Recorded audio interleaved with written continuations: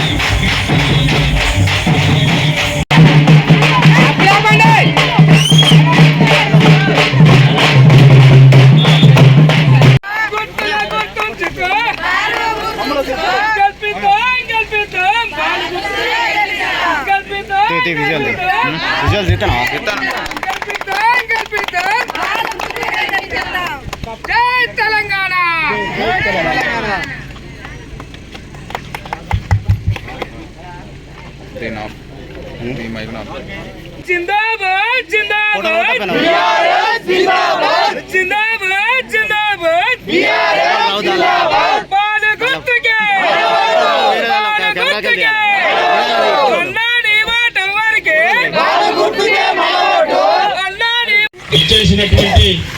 గౌరవాల పెద్దలు పేదల పెన్నిది, అలాగే ఎంపీపీ మల్లన్న గారికి, ఎంపీపీ నరేష్ అన్న గారికి, తిరుపతి అన్న గారికి, అఫ్జల్ అన్న గారికి, మా మాజీ ఉప సర్పంచ్ శ్రీనివాస్ గారికి నా హృదయపూర్వక నమస్కారాలు తెలియజేస్తూ, మా మండల అధ్యక్షులు అన్న ఏమనుకోవద్దు మా చల్లరామన్న గారికి ప్రత్యేక నమస్కారాలు తెలియజేస్తూ, నేను ఒక యువకునిగా ఉత్సాహవంతంగా నా ఊరును బాగు చేసుకోవాలి, నా ఊరు అభివృద్ధి చెందాలన్న పట్టుదలతోటి నేను ఒక యువకునిగా జనరల్ స్థానంలో నేను పోటీ చేయడానికి ముందుకొచ్చిన ఆ ముందుకొచ్చిన క్రమంలో కూడా కొంతమంది పెద్దలను కలిసి నాకు ఈసారి అవకాశం ఇవ్వండి, నేను ఒక యువకుని, నేను ఊరు బాగు చేస్తాను, నాకు ఒక విజన్ ఉన్నది, నేను ఒక పని చేస్తానని చెప్పేసి వాళ్ళకి ప్రాధేయపడ్డా. కానీ వాళ్ళు వినకపోతే బ్రతిమలాడడం. ఇదే బీఆర్ఎస్ పార్టీ పుట్టిన దగ్గర నుంచి ఇప్పటి వరకు బీఆర్ఎస్ పార్టీ జెండా మోసింది మా దళితులే, మా మాదిగలమే, మేమే, మా రేణుకుల వంశమే. మేమందరం కలిసి గత 20 సంవత్సరాల నుంచి సపోర్ట్ చేస్తేనే మాజీ సర్పంచ్ చేరాల గారు 2 టర్ములు సర్పంచ్ చేసిరు. పూర్వం అప్పటి నుంచి ఇప్పటి వరకు కూడా మా వాళ్ళు వాళ్ళ జెండా మోసుకుంటూ వాళ్ళకి సపోర్ట్ చేసుకుంటూనే వచ్చిర్రు.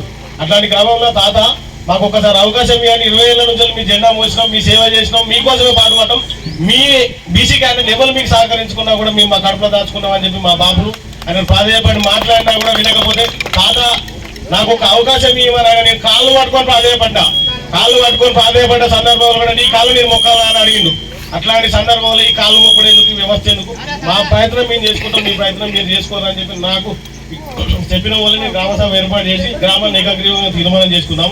మన గుట్ట మీద దేవస్థానం ఉన్నది, ఒక 10 లక్షల రూపాయలు ఖర్చు పెట్టుకుంటే మనకు ఒక గుడి అవుతుంది. ఆ 10 లక్షల రూపాయలు పెట్టి నేను గుడిని డెవలప్మెంట్ చేస్తాను, నాకు అవకాశం ఇవ్వని అని అడిగితే మా ఊరు పెద్దలు, అక్కలు, చెల్లెలు, అన్నదమ్ములు అందరూ సహకరించారు. కానీ ఇదే నామినేషన్ వేసిన వ్యక్తులు మీకు కుదరనియమని చెప్పేసి అని ఇలా అడ్డం పెట్టి పక్కకు పోయారు. నేను ఇలా ఊరిని అభివృద్ధి చేయడానికి ఒక యువకునిగా పట్టుదలతోటి నేను పనిచేస్తానని హామీ ఇచ్చుకుంటూ మీ ముందుకు వస్తున్నా. నేను కూడా కొన్ని హామీలు ఇచ్చిన, ఊరును బాగు చేసుకుందాం. నేను చేసే సహాయ కార్యక్రమాలు ఏంటి అంటే ఊరిని ఎప్పటికప్పుడు పరిశుభ్రంగా ఉంచుతూ మెయింటైన్ చేస్తానని చెప్పిన.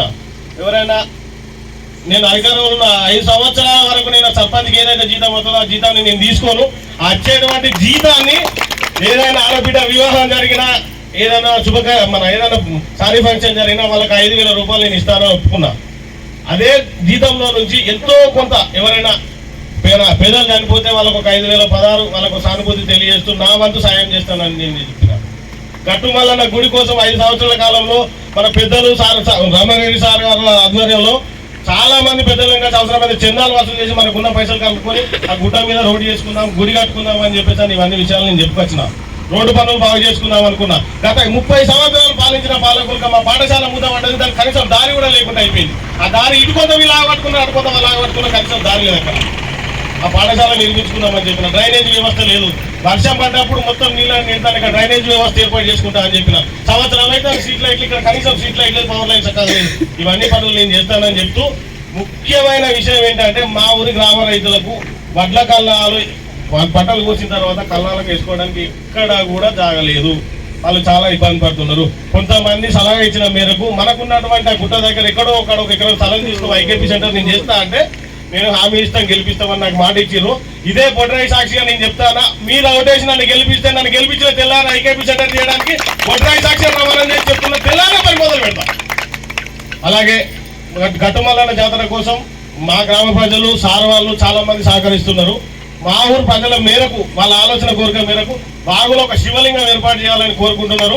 ఆ శివలింగాన్ని కూడా నేను సాధారణంగా ఏర్పాటు చేస్తానని భావిస్తున్నాను.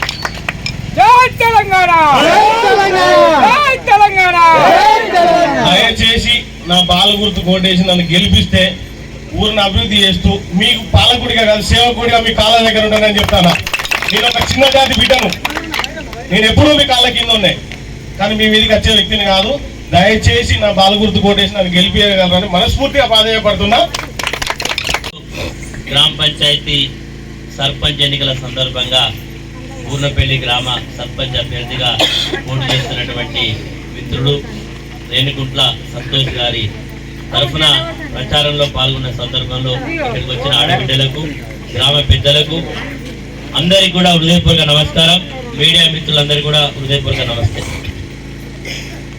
మిత్రుడు సంతోష్ ఇంతకుముందు మాట్లాడుతూ యువకుడు ఈయన. ఈరోజు గతంలో ఇక్కడ సర్పంచ్ చేసిన వాళ్ళంతా కొంచెం పెద్ద వయసు వాళ్ళే. కానీ ఈరోజు ఒక యువకుడు ముందుకొచ్చి నేను ఈ గ్రామాన్ని అభివృద్ధి చేస్తా, నాకు ఒక అవకాశం ఇవ్వని మీ ముందుకొచ్చి అడుగుతున్నాడు. మీరందరూ కూడా ఆశీర్వదించి గ్రామ సర్పంచ్గా కూర్చోబెట్టుల్లి రాబోయే 5 సంవత్సరాలు ఈ గ్రామంలో ప్రణాళికాబద్ధంగా అభివృద్ధి చేయడానికి మా తగు సూచనలు సలహాలతో పాటు అన్ని రకాలుగా సహకారాన్ని అందించి ఈ గ్రామాన్ని ఉత్తమ గ్రామ పంచాయతీగా తీర్చడానికి మా వంతు ప్రయత్నం చేస్తామని మీ అందరికీ తెలియజేస్తున్నాం. మిత్రులారా, ఈరోజు ఈ గ్రామానికి ఒక ప్రత్యేకత ఉన్నది.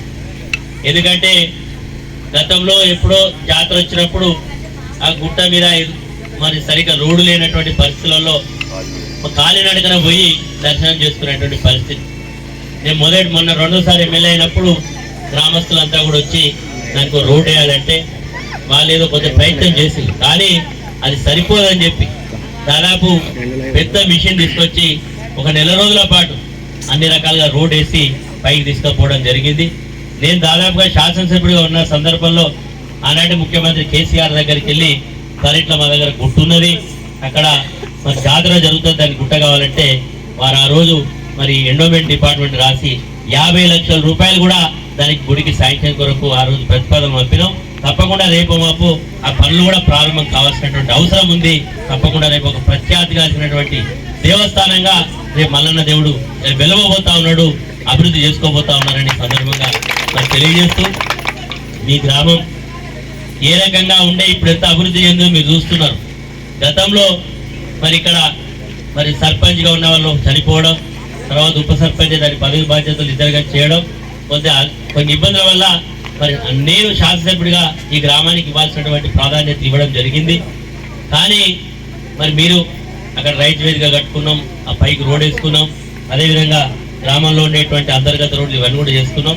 మంచినీటి సమస్య, శ్మశాన వాటిక, డంపింగ్ యార్డ్స్, క్రీడా ప్రాంగణం, పల్లె ప్రకృతి అన్ని కూడా ఏర్పాటు చేసుకున్నాం. చిన్న గ్రామ పంచాయతీని అన్ని రకాలుగా అభివృద్ధి చేస్తున్నాం.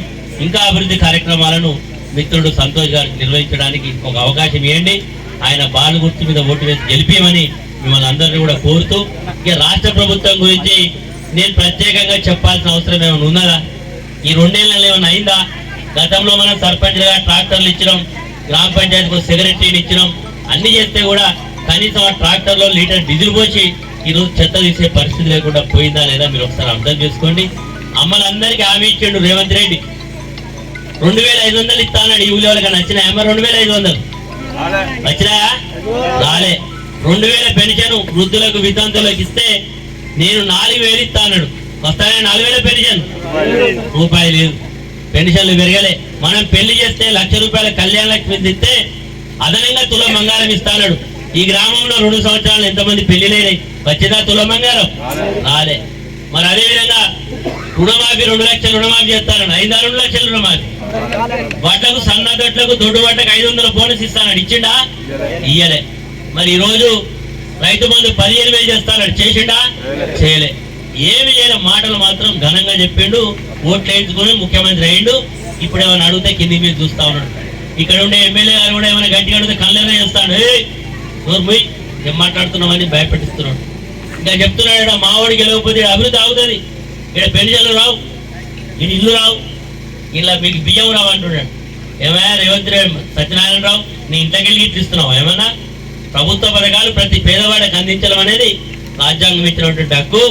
ఇలా భయపడిస్తే కళ్ళెర చేస్తే ఎవరు భయపడరు. కొద్ది సమయం ఉన్నది. నిన్ను ఎట్లయితే ఎక్కించిందో అంతకంటే ఎక్కువ కోపంతో నిన్ను తెలుస్తారు ప్రజలు. ఏం కూడా ఆశ్చర్యపడకు, ఎందుకంటే ఇది వాస్తవం. ఎందుకంటే మేము అన్ని పనులు చేసినాం ఈ గ్రామంలో. అందరికి అన్నలాగా, తమ్ముళ్ళలాగా, కొడుకులాగా అనేక పనులు చేస్తేనే రేవంత్ రెడ్డి మాయమాటలు నమ్మి ప్రజలు నీకు అవకాశం ఇచ్చిళ్ళు.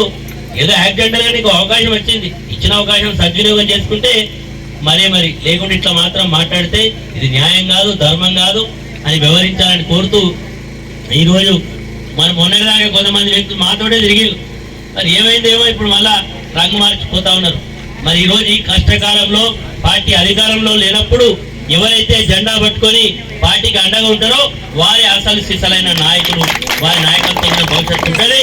కాబట్టి పనిచేయమని మీరందరూ కూడా యువకుడిని గెలిపించండి. ఇంతకుముందు చెప్పిండు, నేనేమి ఎగిరిపెట్టేవాడిని కాదు, విడిచిపెట్టేవాడిని కాదు, మీరు ఎక్కడ పిలిస్తే అక్కడ వస్తా, మీకు కొడుకు లెక్క, మీకు తమ్ముళ్ళ లెక్క ఉంటా అంటున్నాడు.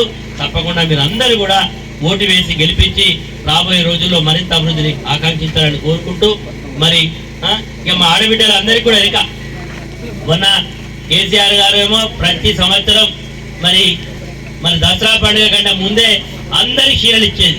మన రేవంత్ రెడ్డి సార్ ఏమన్నాడు, మొన్న ఇచ్చిండు చీరలు మహిళా సంఘంలో ఆడబిడ్డలకి ఇస్తాడట, పురుషులకి ఏడట, అలా సభ్యులకి ఏడట.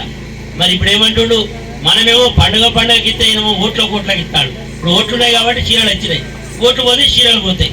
ఆ చీరలు కూడా కట్టుకొని వచ్చి ఓట్లు వేయమని చెప్తున్నాడు. ఆయనకు మరి ఎట్లాంటి విధానం ఉందో మీరు అర్థం చేసుకోండి. మన విధంగా రైతులకు యూరియా ఇచ్చిండు అమ్మాయి ప్రభుత్వం, ఉన్న యూరియా వచ్చిందా? యూరియా రాలేదు.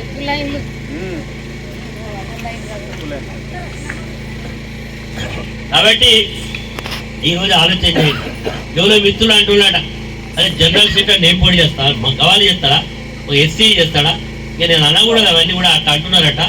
రాజ్యాంగంలో జనరల్ సీట్ అంటే ఎవరైనా పోటీ చేస్తూ, మరి నువ్వే పోటీ చేస్తున్నావు, ఎవరైనా పోటీ చేస్తున్నారు, మరి జనరల్ వాళ్ళు ఎవరు లేరు కదా. మరి అవన్నీ మిత్రుడు చెప్పాడు. ఒకరి నీ అవసరానికి నీ ఎదుగుదలకు వాడుకున్న వాళ్ళు ఏదైనా అవకాశం వస్తే వారికి సహకరించాల్సింది పోయి ఈరోజు విమర్శ చేయడం కాదు. ఖచ్చితంగా ఇతను గెలిపియండి.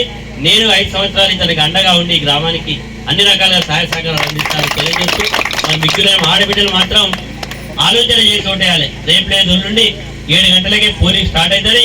1 గంట వరకు ఓట్లు పడతాయి. మళ్ళీ 1 గంట తర్వాత ఓట్లు లెక్కబెట్టి మరి పూర్తి చేస్తారు. కాబట్టి మీ గ్రామంలో కొంతమంది హన్మకొండలు ఉండొచ్చు, హైదరాబాద్లో ఉండొచ్చు, ఎక్కడున్నా బాబు ఫోన్లు చేసి అందరిని పిలిపించుకొని ఓట్లు వేయించుకొని గెలవాల్సిందిగా కోరుకుంటూ నాకు అవకాశం ఇచ్చిన మీ అందరికీ ధన్యవాదాలు. జై తెలంగాణ. బాల్ గుర్తుకే